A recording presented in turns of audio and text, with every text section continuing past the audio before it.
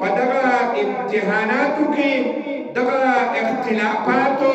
او د دنیا او د مینې د محبت دا کم ماحول چې په تاسو باندې را روان دی هسې نه چې ستاسو ایمان ته نقصان چې دی دا ورسي او ځکه هغه خلک چې کوم خلکو نه الله پاک د ایمان یو ډېر لوړ طاقت ورکړی و هغوی به همیشه د ایمان د حفاظت دپاره فکرمند به وو سوچ به ورسره و پریشانه به وو داسې عمل رانهولی شي د لاس نه د ژبې نه دې داسې ټکې او لفظ ونوځي داسې سوچ او فکر مې په زړه کې پیدا نه شي چې زما د ایمان خزانې او دولت ته په دې باندې نقصان ورسي حضرت ربعي ابن حراش رحمه الله نور محدث د احادیثو استاذ امام او امام بخاری رحمه الله د هغه په واسطو سره احادیث چې دي په خپل کتاب کې دا نقل کوي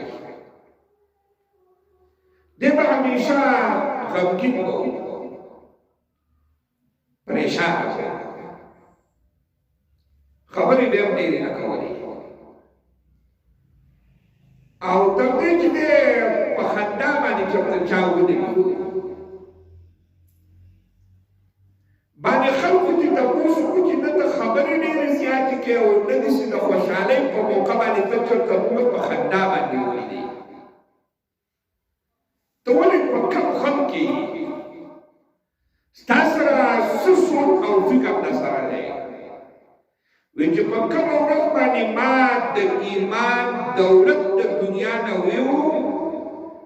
او د ایمان حفاظت مې و په سلامتۍ سره د دنیا نه لاړ شم په هغه ورځ باندې به بیا زه خوشحاله یم زه به خاندم بیا به زما سره هېڅ فکر به نه او بیا ټولې دنیا وکته چې کله د غسل په تخته باندې دی سملو او خلکو له غسل ورکو نو دا خندل د ده د خولې نه د مخ نه داسې ښکارېده چې دی خاندي دا نظاره ټولو خلکو وینه ده ګویا کې یو خاموش پیغام پرېښود چې ما د ایمان حفاظت کوم سوچ او فکر را سره الله تعالی زه په دغه فکر کې کامیاب نم او زه د دنیا نه د ایمان د دولت سره لاړم په دې فکر او په دې حفاظت کې او په دې سوچ کې روږ یو سړي خپل ټول مال چې دی دا یې قربان کړو او دا خپل ځان چې دی دا یې قربان کړو اولاد یې قربان کړو ده باندې لوږې او تندې راغلې په ده باندې چېرته خوشحالي راغله خو که دی د دغه نعمت سره مالامال د دنیا نه لاړ نو دا د دنیا او د آخرت یو بختور او خوشقسمته انسان دی شیخ الاسلام حسین احمد مدني رحمه الله چې کله د خپل استاذ حضرت شیخ الهند رحمه الله سره د مالټې په جیل کې د انګریزانو نو د دې مرګونو ته باندې انګریزانو ډېر زیات تکلیف او سزاګانې او سختې او مصیبتونه ناشنا طریقو سره به دیو سره سزاګانې به ورکولې چې دیو د انګریزانو مخالفت کړي د کفر سره چې د دیو دا کومه دښمني ده چې دا یا پرېږدي او یا پکې څه نرمي وکړي په یخنۍ کې په ګرمۍ کې د شپې د ورځې غونډۍ به پرې بنده کړه بوک هړتال د دیو جسمونه بدن دا انتهایي کمزوري شو او دوی پر خپله خبره باندې ډېر کلک ولاړو او مخالفت یې نه پرېښود تر دې چې د دوی د پانسۍ اډر چې دی دا د انګریز عدالت ته میلاو شو چې دوی اوس پانسي کېږي. نو د دوی ټول ملګري په دې پانسۍ باندې ډېر زیات خوشحاله شو چې موږ ته د پانسۍ اطلاع میلاو شو، اوس د دنیا نه ځو، زموږ غمونه ختم، زموږ امتحانات ختم، او موږ د الله تعالی په در او په دروازه باندې یو زبردست نعمتونه زموږ انتظار کوي، موږ د دنیا نه روان یو. حضرت شیخ الاسلام حسین احمد مدني رحمه الله خپل استاد ته ورغی، سوی زموږ سره یو زبردست زیری دی او حکومت زموږ د پانسۍ د سزا اعلان کړی دی. هغه په ژړا شو، په سور سور یې وژړل. شاګردانو دې تپوس وکړو صرف انټرنټ تاریخ پورې تاسو د مرګ نه نه یریږئ، تاسو همیشه د آخرت سوچ او فکر کړی دی، موږ ته وعظ او نصیحت کړی دی، او نه چې کله د مرګ اطلاع میلاو شو د پانسۍ د الله تعالی پناه کې، د دین په حفاظت کې، او د اسلام د دشمنانو د لاسه چې کوم یو زبردست مرګ را روان دی، وی ته نن جارې او پریشانې او خفه یې. حضرت شیخ الهند رحمه الله ته جواب کې وفرمایل زه د مرګ نه نه یریږم، ما د مرګ تیاری کړله، زما د دنیا سره ډېره مینه او محبت نشته چې زه په دې پریشانه یم، دنیا رانه پاتې کېږي. وایي زه په دې جانم خفه په دې باندې یم چې کله کله الله پاک د یو انسان نه قرباني واخلي، دی خپل مال قربان کړي، بیا خپل ځان قربان کړي، بیا خپل بچی قربان کړي، خو الله پاک دې هغه قرباني قبول نه کړي. د مال قرباني وکړه، الله پاک دې قبول نه کړه، د خپل سر او وینه توی کړه، دغه قرباني قبول نه شوه، د خپل بچی قربان کو، دغه قرباني قبول نه شوه. نو زه په دې باندې جارم چې د دنیا نه روان یم، خو فکر را سره دی چې زموږ دغه قرباني به الله تعالی قبلوي او که دا به رانه نه قبلوي. دا د ایمان فکر د دې خلکو سره ورسره و. نو ځکه دا د دنیا نه چې کله به روان وو، دا به خوشحاله وو، دا به د ایمان د خزانې او د دولت نه مالامال وو. دیو سره د قبر تیاري وه، د دیو سره د حساب کتاب، د پل صراط، د حشر او د نشر، د هغه سختې ورځې او د الله تعالی د ملاقات دپاره تیاري به کړې وه. ځکه ورونو د ایمان حفاظت دا به یو مسلمان د کلمې خاوند دا به ټول عمر کوي، سهار به سوچ کوي، ماښام به سوچ کوي، په بازار کې، په کور کې، په جومات کې، په سفر کې، په حضر کې، په خوشحالۍ کې، په غم کې، د صحت په زمانه کې، د بیمارۍ په زمانه کې، د ژوند په هر ډګر هره لمحه د ده به صرف یو سوچ او فکر وي چې زما سره یو خزانه ده، زما سره یو دولت دی، زما سره د ایمان یوه ډېره زبردسته وسله راسره ده، هسې چې دشمن زما نه دغه وسله په دې باندې ډاکه واچوي، دې ته نقصان ورسوي. ورو چې کله یو سړی په خپل دشمن باندې حمله کوي، نو د هر سړي خیال، د هر قوم، د هر ډلې کوشش دی چې د دشمن سره کومه نوره وسله ورسره ده، دې ته نقصان ورسوي، په دې باندې اټیک وکړي، دا په خپل تحویل او په حفاظت کې والي. چې کله د ده نه وسله دا چې واغوستل شوه، اوس دې جواب نشي ورکولی، دی خپله دفاع نشي کولی، دی خپل فریق مخالف ته نقصان چې دی دا ورته نشي رسولی.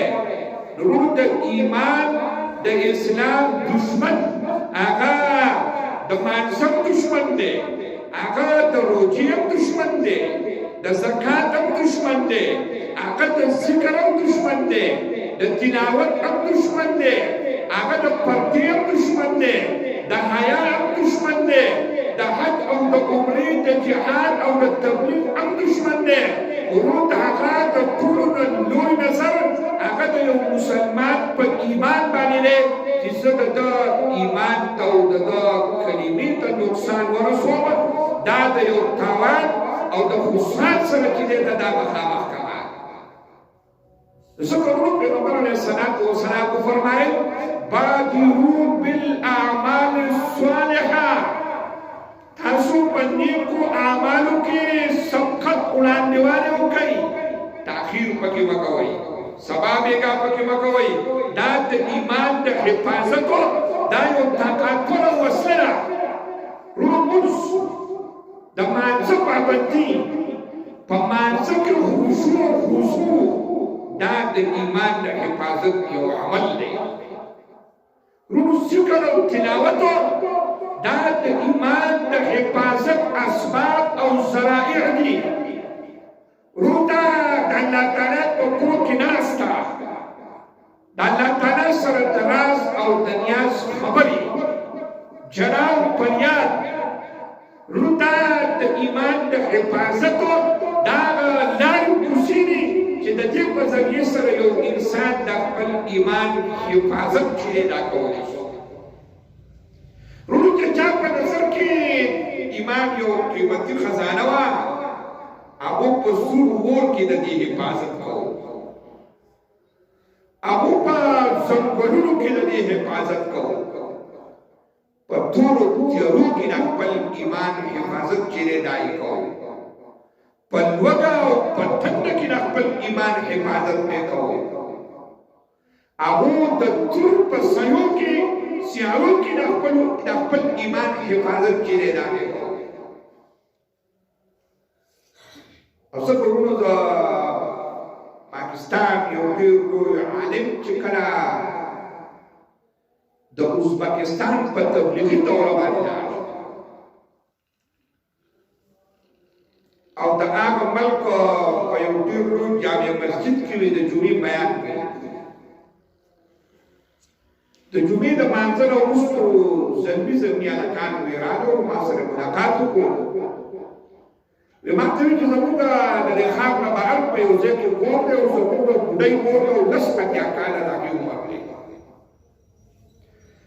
او اخر ته چا ویلي چې د پاکستان نه یو ډېر لوی عالم او بزرګ زموږ ملک ته راغلی دی او هغه ستا سره ملاقات کوي زموږ خور او ستا نه د دعاګانو درخواست کوي تو سره ملاقات وکړه ما ته فوراً انکار وکړو چې زما روان پروګرام په دې ټیم پلانکي ځای کې دی بیا د پنځه کې پروګرام دی او دونه لرې د دغه یوې زنانه سره د ملاقات لپاره ما سره وخت کې دی رانیشته د هغه جومات چې کوم امام او خطیب وي هغه د دې هغوی د ملاقات یو زبردست سفارش ماته وکړ ما ته ویل مولانا صاحب چې هر څه کې کارونه مخکې وروسته کړه خو د دې سره دا ملاقات چې دی دا ډېر انتهایي ضروري دی ما ته د بل څوک کنه که د هغوی سره دا ملاقات بله ډېر انتهایي ضروري دی پسې د یو ملاقات چې د ډېرو خلکو سره ملاقات وشو د دین خبرې وشي په دې کې فایده ډېره زیواله وی هغه مولانا صاحب او خلکو ما ته وویل چې د نن نه 80 کاله مخکې په دې ملک باندې د روسیانو غلبه وشو او هغوی چې کله دلته خپل انقلاب راوستو نو دلته په قرآن شریف باندې مکمل پابندي ولګوله په عربۍ ژبې پابندي ولګوله په اذان او په اقامت پابندي ولګوله په عربۍ ژبو کې په نومونو باندې پابندي ولګوله د دین په دعوت او په تبلیغ په خبرو اترو باندې پابندي ولګوله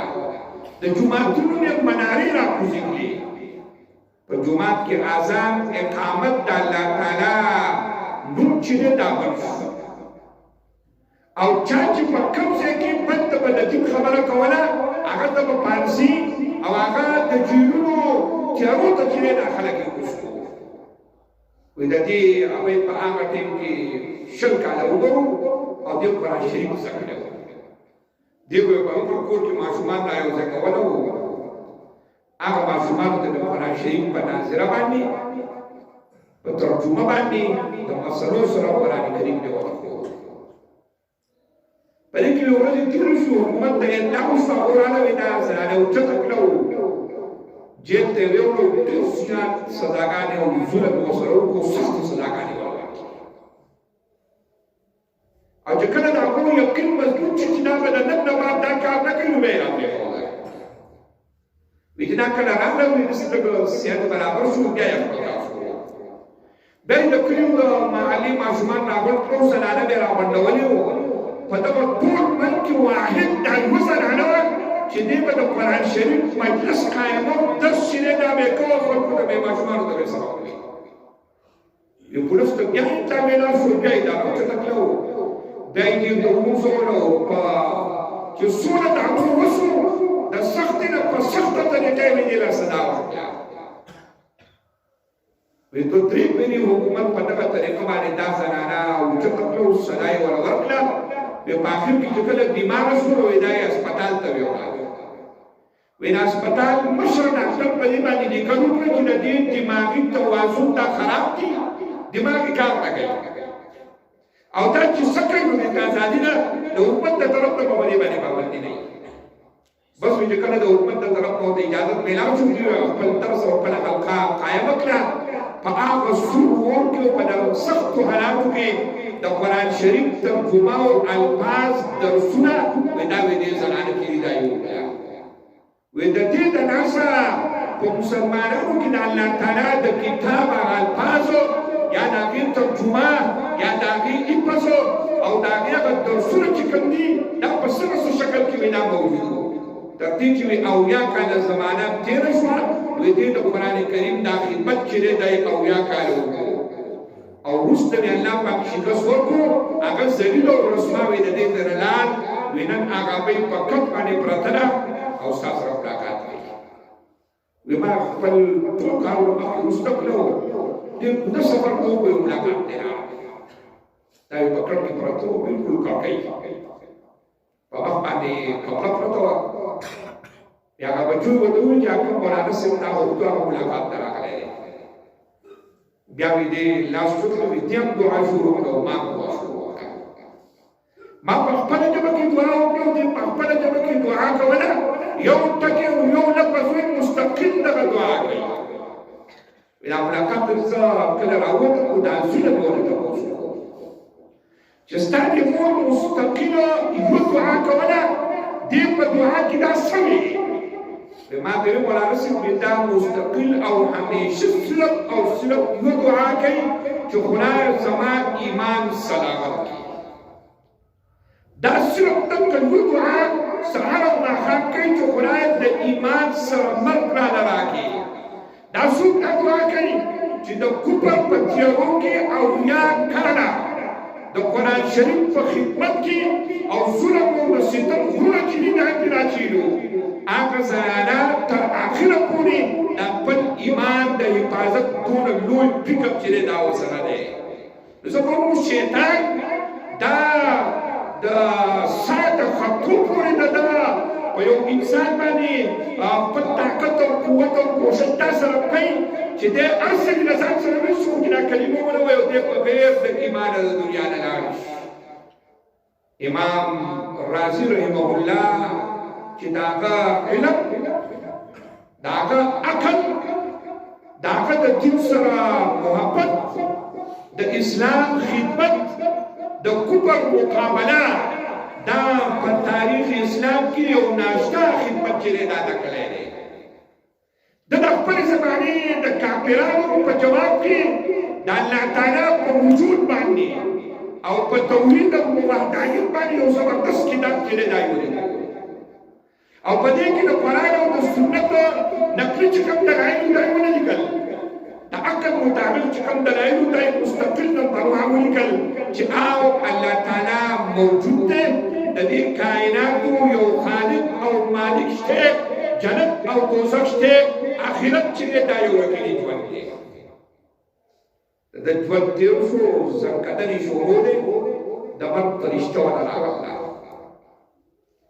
شیطان ولا راغی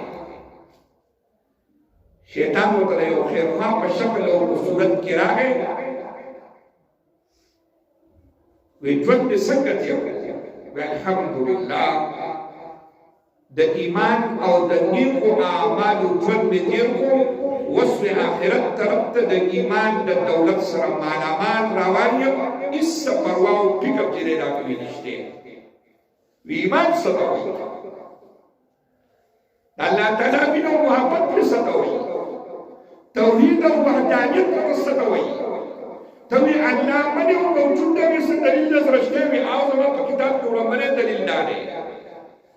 شیطان د هغې یو زبردست جواب ورکړو، هغه دلیل یې علما وایي ما سره په دې دویم دلیل دی. شیطان د هغې هم جواب ورکړو، هغه یې ولم مات کړو، تر دې چې که اوس زیات دلایل چې کوم ته ووایي، شیطان د هغې ټول جوابونه چې دي دا ورکړه، دی پریشانه شو. ډېر زیات خبرې خو راغلې وي، زه به بې دلیله نه کوم، ستا منم زما خو د زیاتو